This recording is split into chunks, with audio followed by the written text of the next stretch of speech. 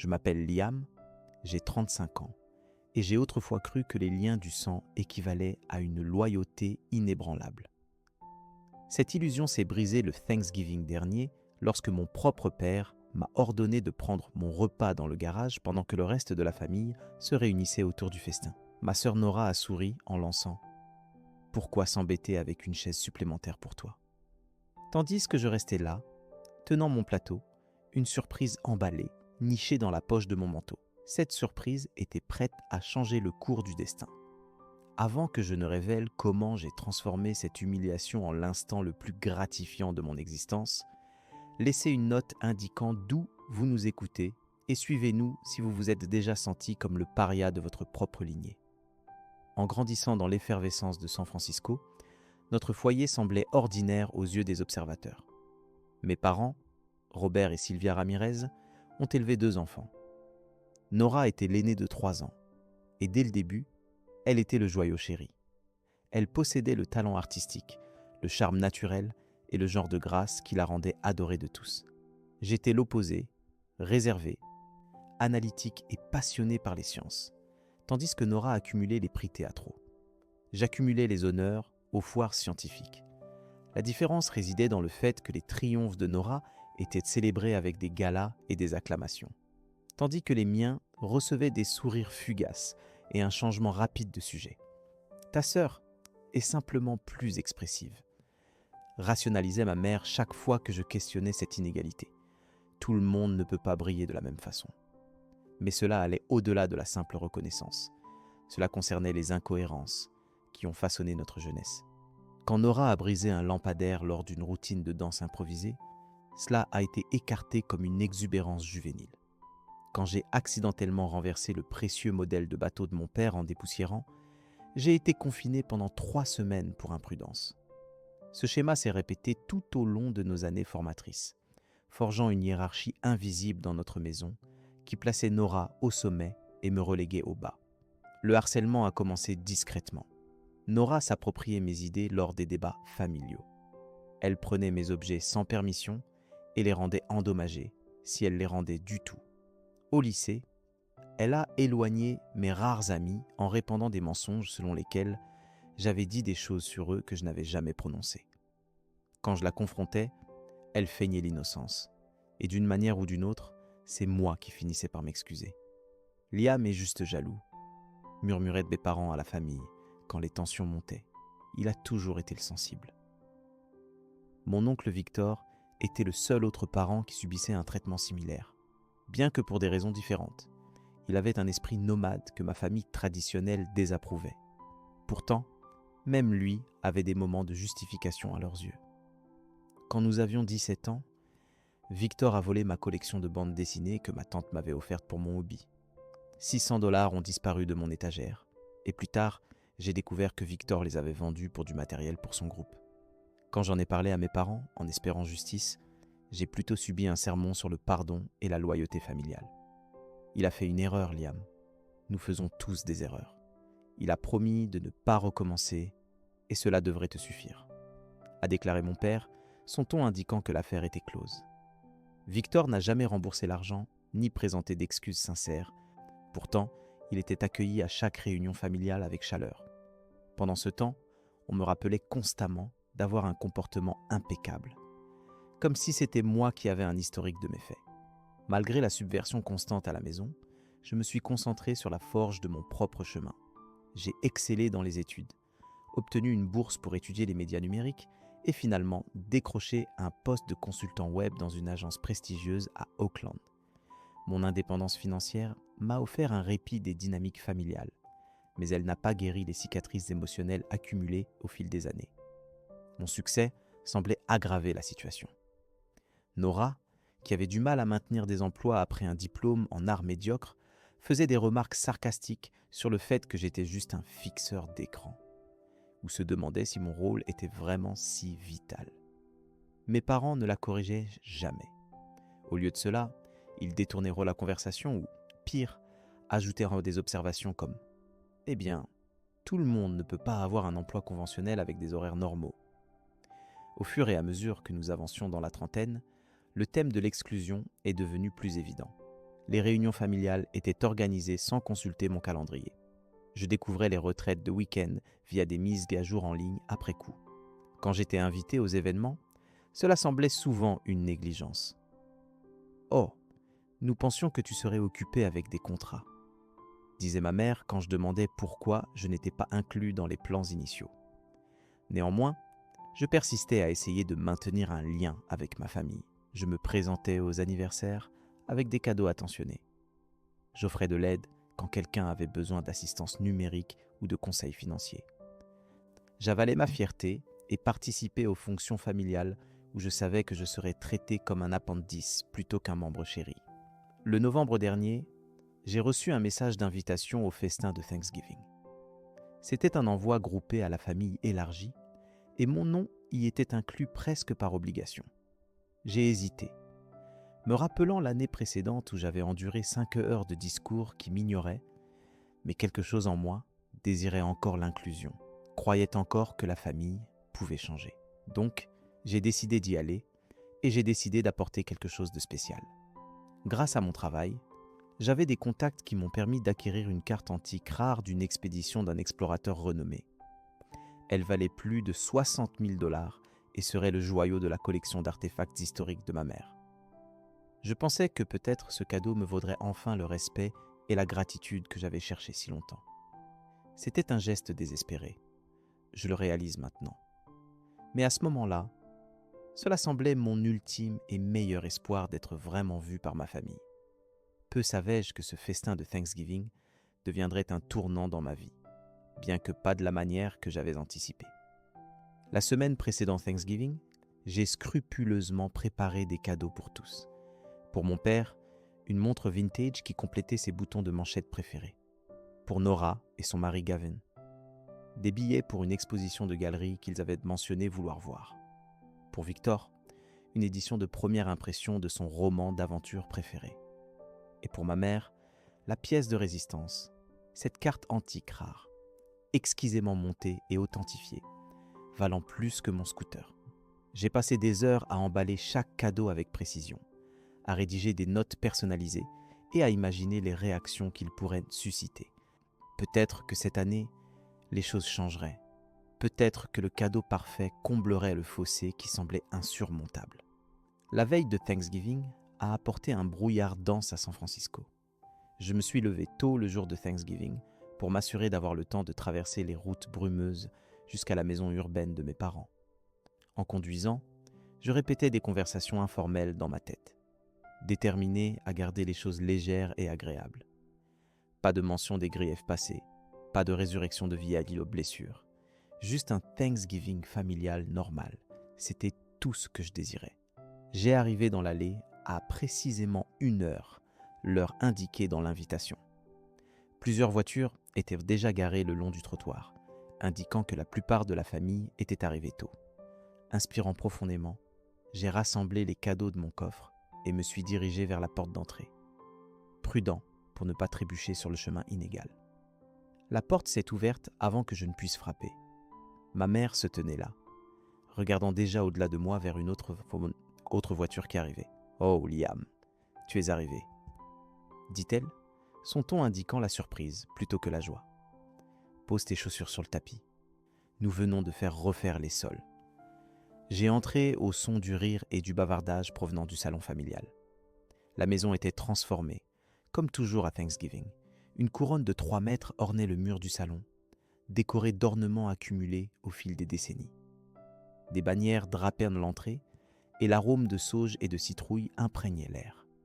C'était magnifique, nostalgique, et immédiatement je ressentis ce mélange familier de nostalgie et d'anxiété.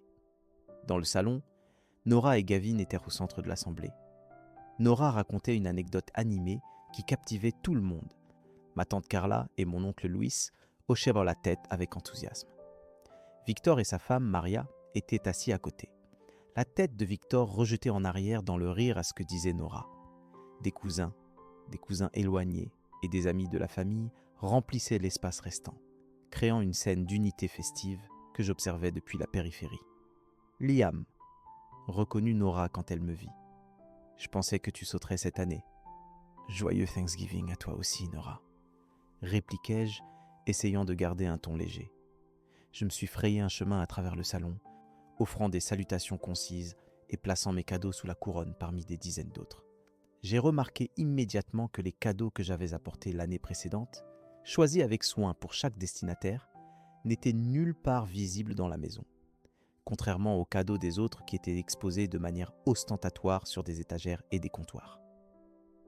Mon père émergea de sa bibliothèque, me faisant un signe de tête avant de détourner son attention vers l'oncle Louis. « Louis, viens voir le dernier ajout à ma collection, » dit-il, évitant complètement toute salutation à son fils cadet. Cherchant une occupation, je me suis dirigé vers la cuisine pour proposer de l'aide. Ma mère était occupée à orchestrer les préparatifs finaux du festin, aidée par la tante Carla et 2 cousins. « Besoin d'aide ?» demandai-je, retroussant mes manches. Ma mère leva à peine les yeux. « Non, nous gérons. Pourquoi ne vas-tu pas te mêler au groupe dans le salon ?» Je suis retourné au salon, où je suis resté maladroitement en marge des conversations, essayant sporadiquement de participer seulement pour voir le sujet changer ou être interrompu. J'ai entendu Nora dire à Maria que Liam ne restera probablement pas longtemps de toute façon. Il a toujours une excuse pour partir tôt. Je sentis une constriction familière se former dans mon ventre, mais je l'ai réprimée. C'était Thanksgiving, je ferai de mon mieux. Alors que les préparatifs du festin continuaient, j'ai remarqué ma mère dirigeant les membres de la famille pour vérifier l'agencement des places dans la salle à manger. Curieux, je suis entré pour voir une table magnifiquement dressée. La fine porcelaine était sortie, des verres charrapiers à chaque place, des étiquettes nominatives placées précisément. J'ai balayé la table du regard, cherchant mon nom. Il n'y était pas. Chaque siège avait une étiquette. Nora et Gavin, Victor et Maria, tous mes tantes et oncles, même des cousins que je voyais à peine une fois par an. Mais rien pour Liam. Je me suis convaincu qu'il devait y avoir une erreur. Peut-être que ma mère avait oublié de placer mon étiquette. Peut-être que je serais placé à une table moindre avec les jeunes cousins, bien que j'ai 35 ans et que la table des jeunes n'ait pas été utilisée depuis des années. Je suis retourné à l'assemblée dans le salon, où la conversation avait viré vers la récente exposition artistique de Nora. « C'est une grande responsabilité, disait-elle, mais la galerie reconnaît le potentiel créatif. » « Ta sœur a toujours été une visionnaire naturelle ?» dit mon père avec fierté, comme si je n'étais pas juste là.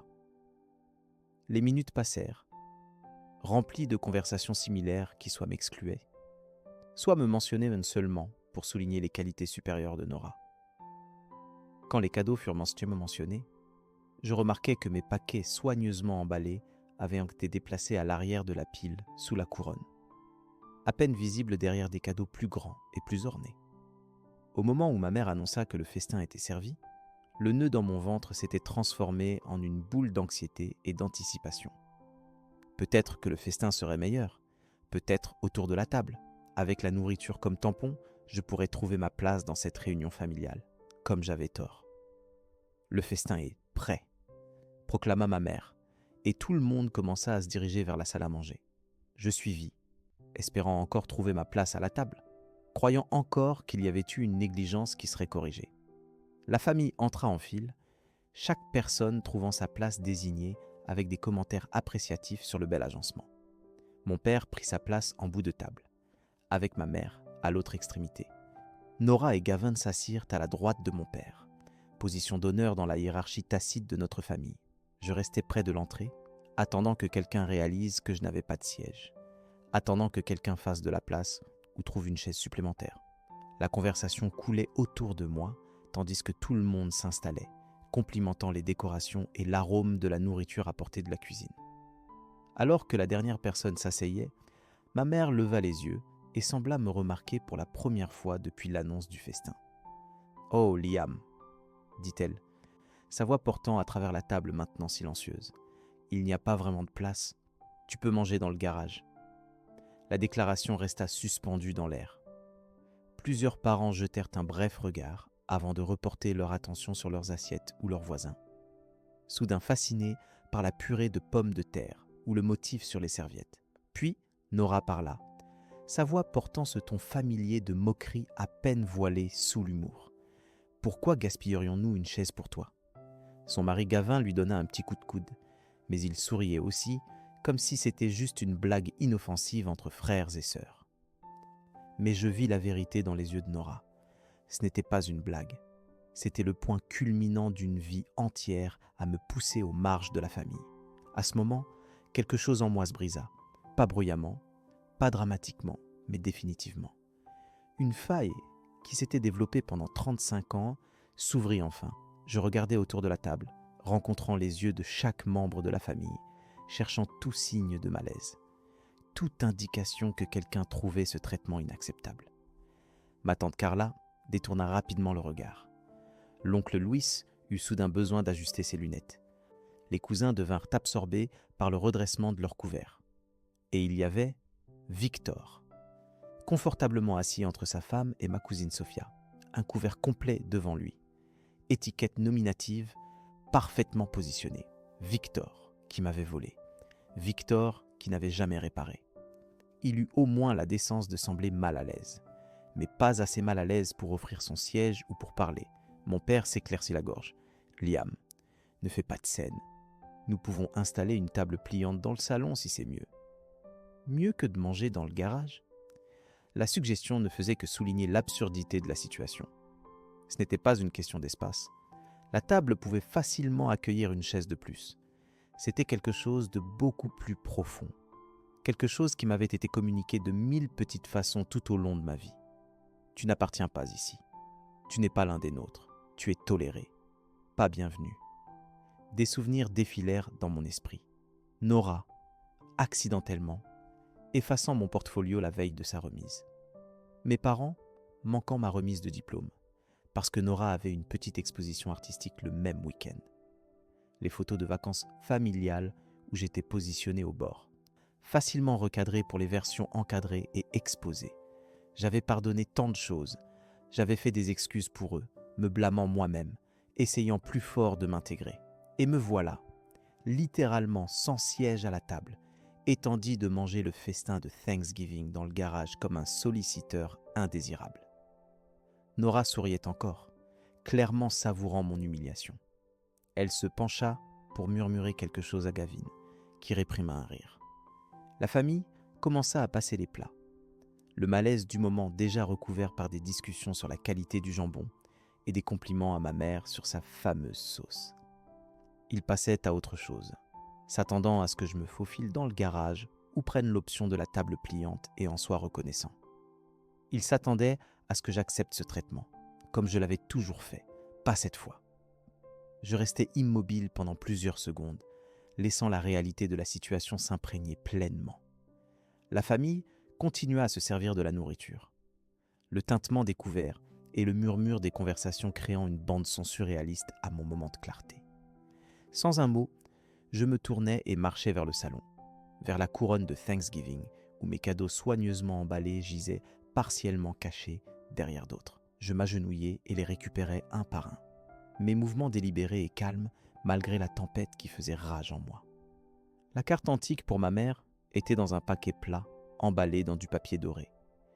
Je la tins dans mes mains un moment, pensant à ce qu'elle représentait. Pas seulement sa valeur monétaire, qui était substantielle, mais ce qu'elle signifiait pour moi. J'avais pensé que cette découverte rare pourrait enfin me valoir une place de respect aux yeux de ma mère. Maintenant, je voyais à quel point cet espoir était pathétique. Cette carte, valant plus de 60 000 $, irait à une femme qui ne pouvait pas se donner la peine de faire de la place pour son fils à la table de Thanksgiving. À une femme qui avait constamment choisi d'ignorer la cruauté plutôt que de l'affronter. La réalisation était à la fois douloureuse et libératrice. Avec les cadeaux en main, je marchais vers la salle à manger. La conversation diminua quand j'entrais, des yeux curieux suivant mes mouvements. J'approchais de la table lentement, mon visage ne trahissant aucune des émotions que je ressentais. « Je pense que je vais passer sur le festin », dis-je, ma voix stable et claire. Je me plaçais derrière la chaise de Nora, me penchant légèrement. « Vérifie sous ton assiette », dis-je doucement, juste assez fort pour que les plus proches entendent. Pendant que l'attention de tous était sur mon visage, Je glissai une enveloppe sous l'assiette de Nora. Le mouvement si fluide que personne ne sembla le remarquer. L'enveloppe était vide, mais il ne le serait pas avant plus tard. Joyeux Thanksgiving, ajoutai-je, me redressant et regardant autour de la table une dernière fois.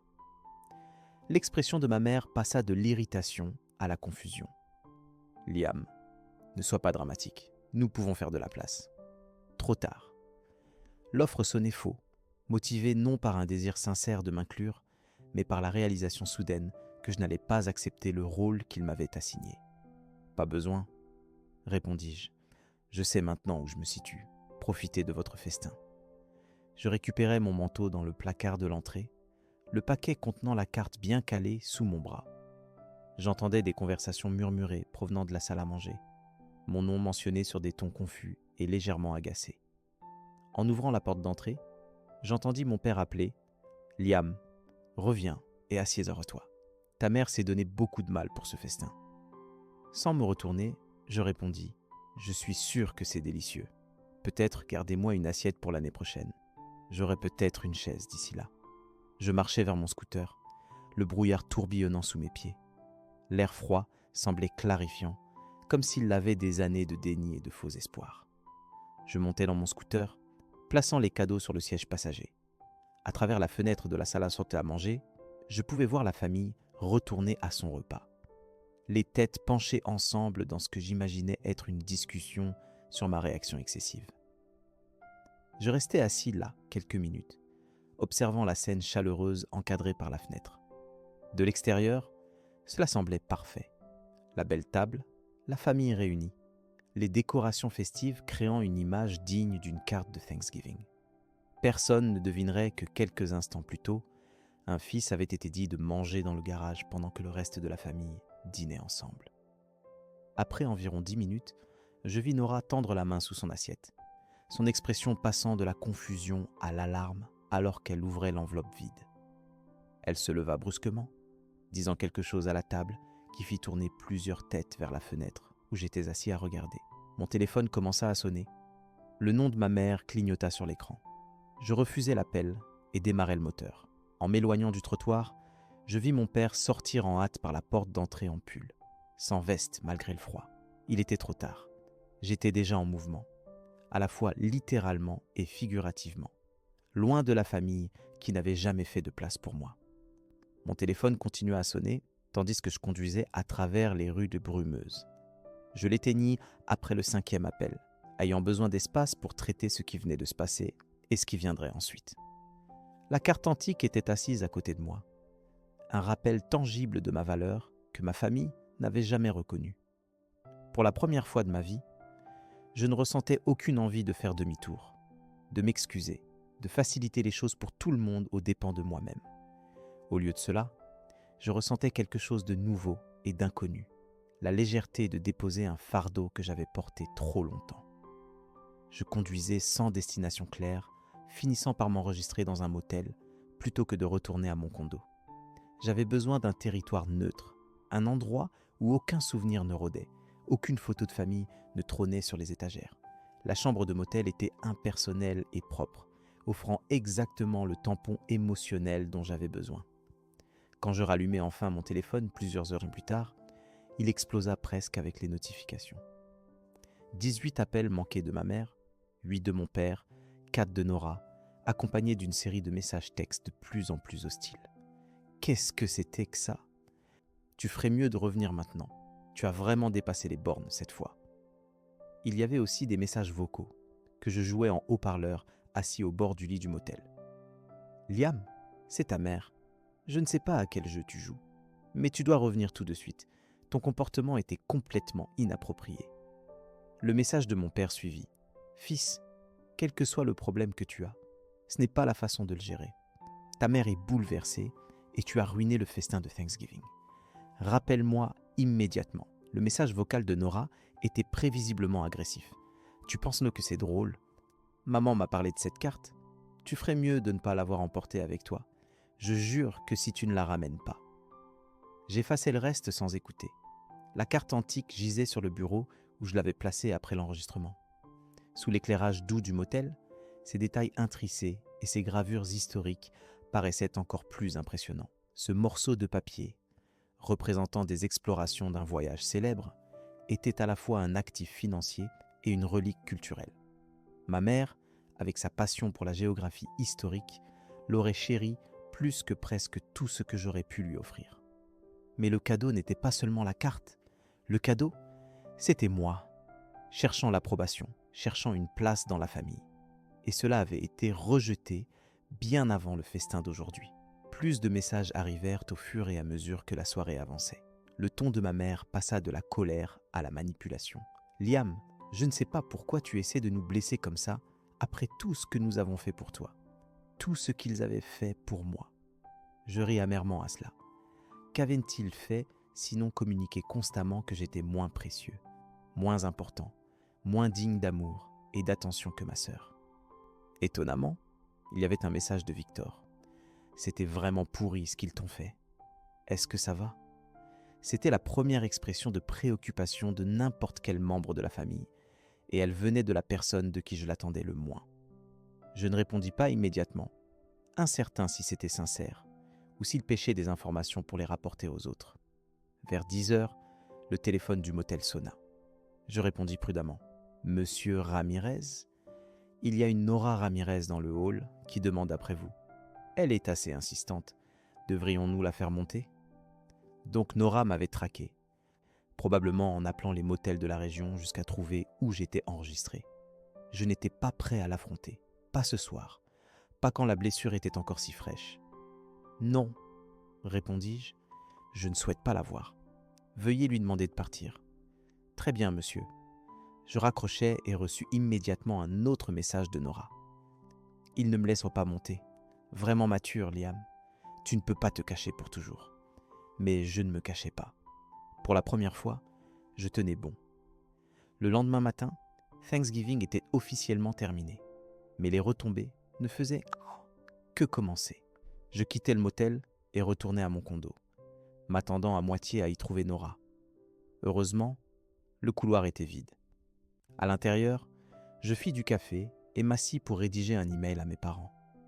J'avais besoin de communiquer mes sentiments clairement, sans les interruptions et manipulations qui surviendraient inévitablement lors d'une conversation en face à face ou au téléphone.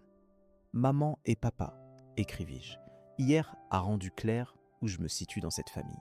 Être dit de manger le festin de Thanksgiving dans le garage pendant que tout le monde avait une place à la table n'était pas une question d'espace. C'était une manifestation de la façon dont j'ai été traité toute ma vie. Je prends du temps pour reconsidérer notre relation. Veuillez respecter mon besoin d'espace. » J'appuyai sur envoyer avant de pouvoir me raviser, puis mis mon téléphone en silencieux et le rangeai dans un tiroir. J'avais besoin de temps pour réfléchir, traiter, décider de la suite. Plus tard ce jour-là, un email plus formel arriva de mon père, abordant directement la carte antique. « Liam, cette carte est extrêmement précieuse. Comme tu le sais sûrement, j'attends que tu la retournes immédiatement. Ton comportement hier était enfantin et embarrassant. Nous t'avons élevé mieux que ça. » Ils ne m'avaient pas élevé du tout, réalisai-je. Ils avaient toléré ma présence tout en concentrant leur véritable énergie parentale sur Nora. Je ne répondis pas à l'email. Au cours des jours suivants, la stratégie de communication changea. Des membres de la famille, élargie, commencèrent à me contacter, clairement enrôlés par mes parents pour agir comme intermédiaires. « Ta mère est très blessée », texta la tante Carla.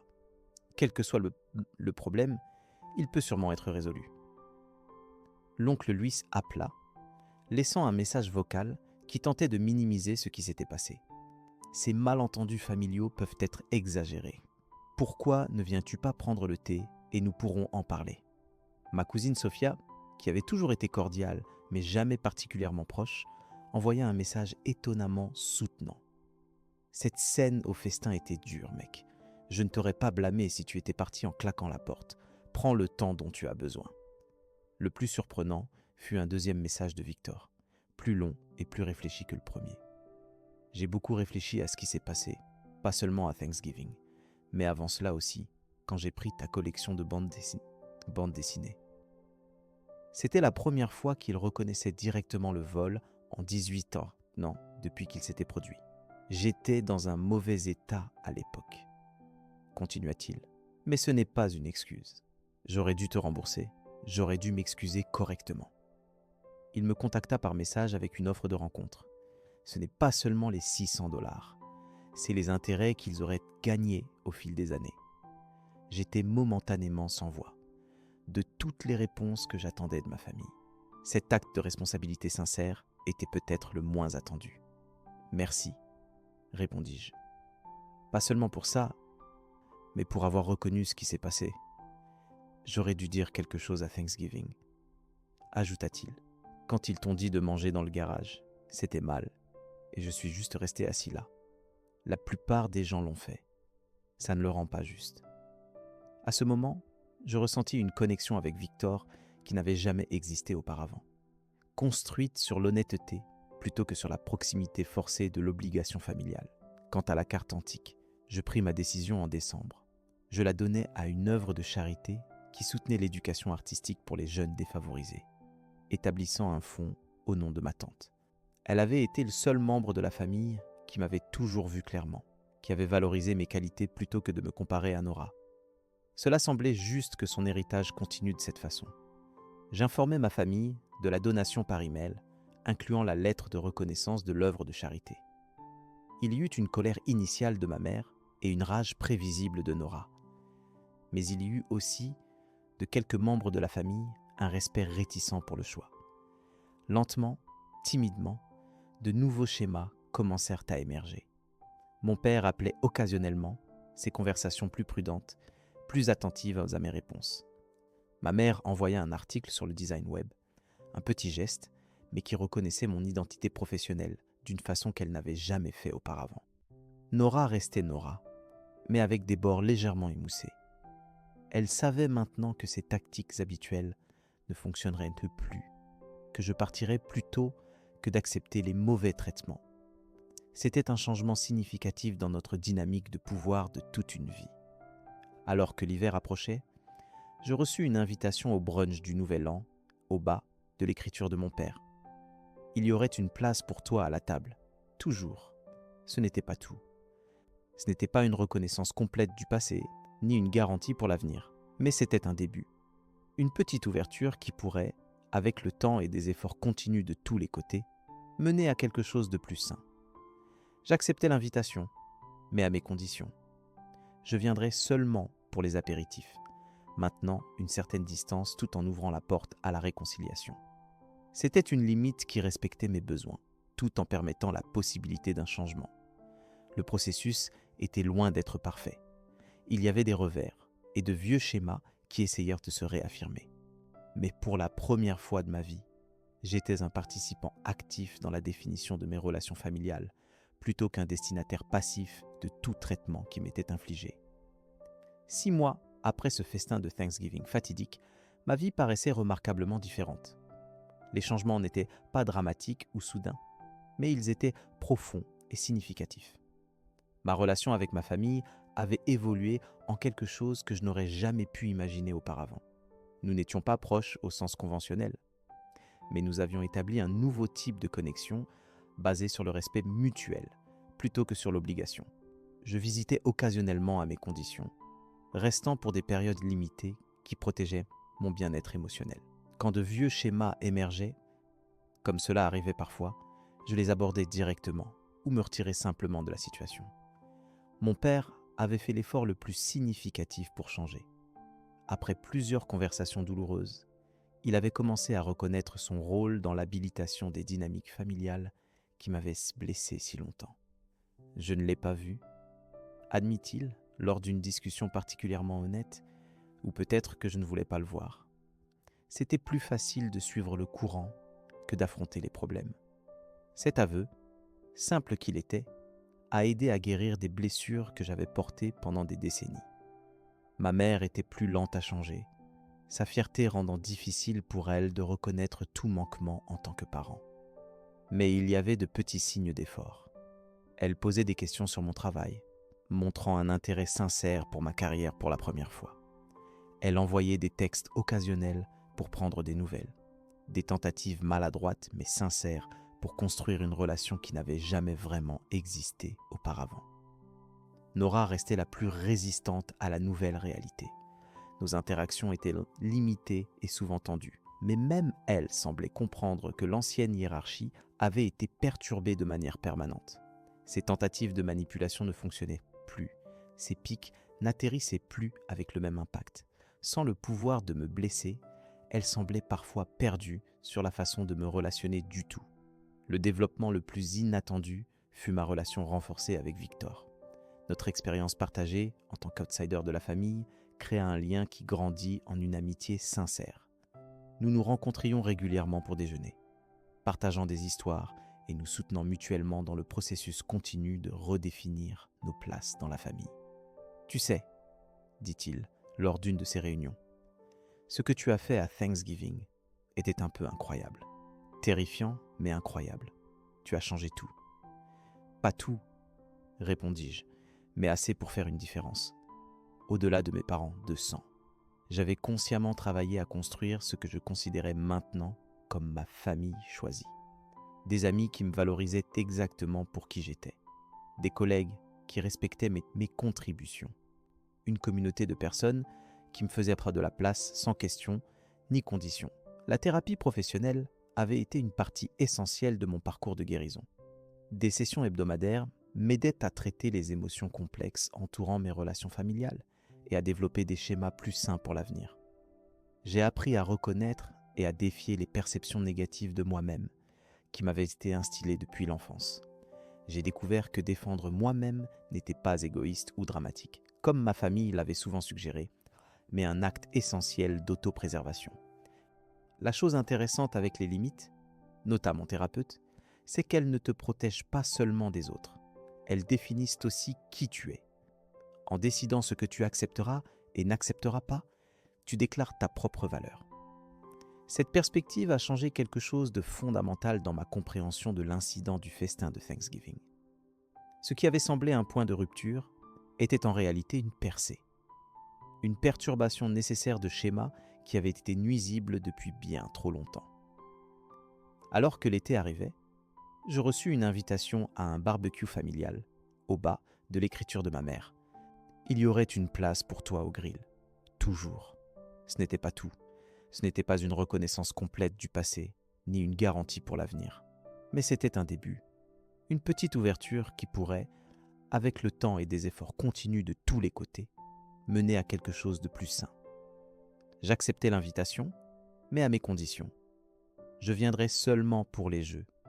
Maintenant, une certaine distance tout en ouvrant la porte à la réconciliation. C'était une limite qui respectait mes besoins tout en permettant la possibilité d'un changement. Le processus était loin d'être parfait. Il y avait des revers et de vieux schémas qui essayèrent de se réaffirmer. Mais pour la première fois de ma vie, j'étais un participant actif dans la définition de mes relations familiales, plutôt qu'un destinataire passif de tout traitement qui m'était infligé ou d'un appel téléphonique. 6 mois après ce festin de Thanksgiving fatidique, ma vie paraissait remarquablement différente. Les changements n'étaient pas dramatiques ou soudains, mais ils étaient profonds et significatifs.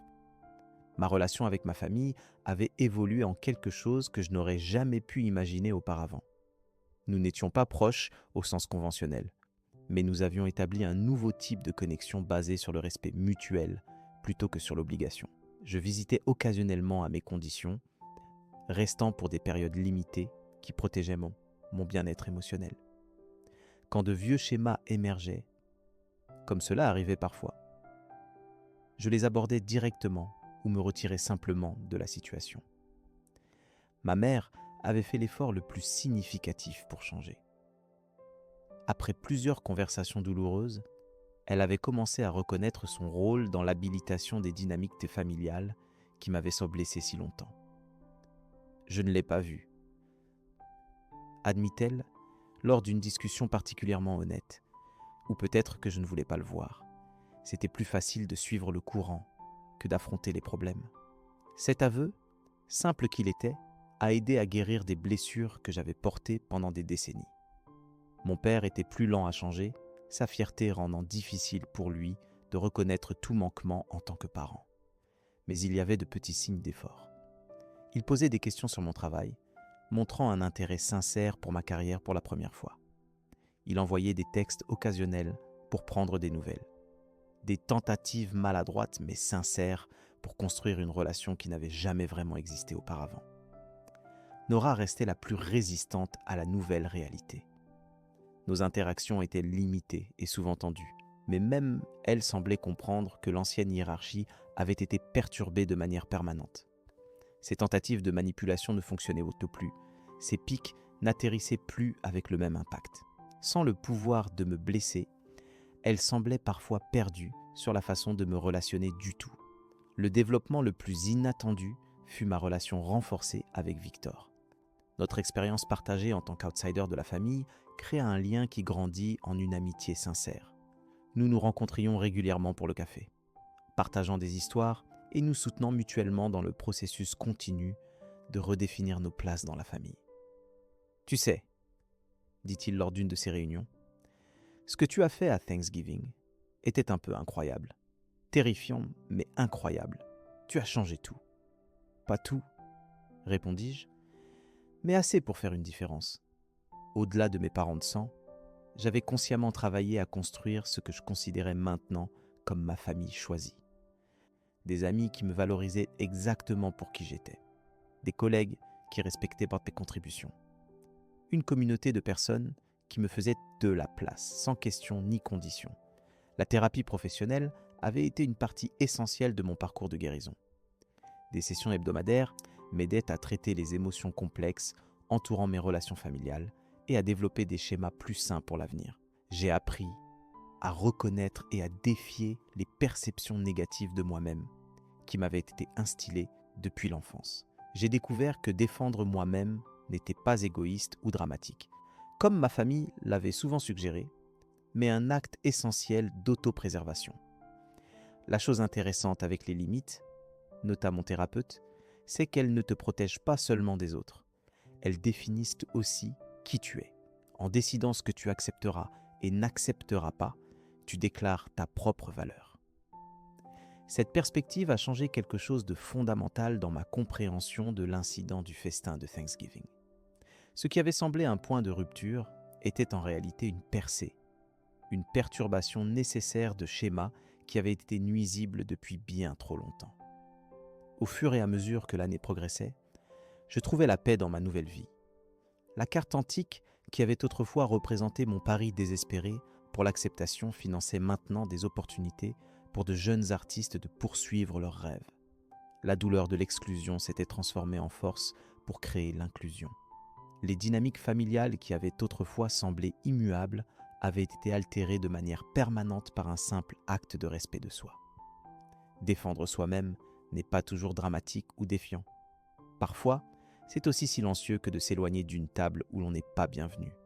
Parfois, c'est aussi simple que de décider que l'on mérite mieux, même des personnes qui sont censées nous aimer le plus. Avez-vous déjà dû poser des limites avec des membres de votre famille ? Quel a été le moment qui vous a fait réaliser que quelque chose devait changer ? Partagez votre histoire dans les commentaires ci-dessous. Si cela vous a touché, veuillez aimer cette vidéo et vous abonner pour entendre plus d'histoires sur la façon de trouver la force dans des situations difficiles. Merci d'avoir écouté et rappelez-vous, vous méritez toujours une place à la table.